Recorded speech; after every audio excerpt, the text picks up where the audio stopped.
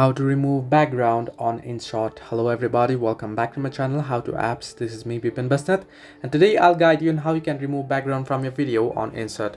Now suppose you want to make an overlay video and you want to remove the background from your video. What you can do is you can open up your video editor. Now first I'll just open up a video here, right here on the screen. You can see I've opened up a video. Now first what you want to do is you want to add an overlay, right? Now so in order to add an overlay or to add on the video, simply tap on peep option here on the screen that you can see, and once you tap on it, you want to select the video that you wish to add, and you can see it has been added. Now once here, what you want to do is you want to select the chroma option by swiping to the right, and you can see the chroma option. Simply tap on it. Now before doing so, what you can do is you can go ahead and you can increase the brightness of the video a bit.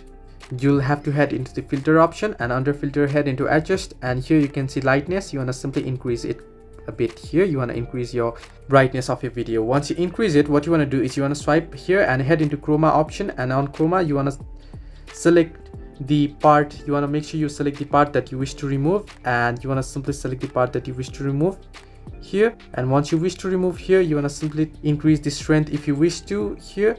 Now in my case, I haven't recorded the video properly here, so it's showing up, but you can see a lot of it, most of it background has been removed, and once you tap on tick mark here, it'll be gone. And now you can increase the length and size as well, and you can play the video. If you play it, you can see it is moving.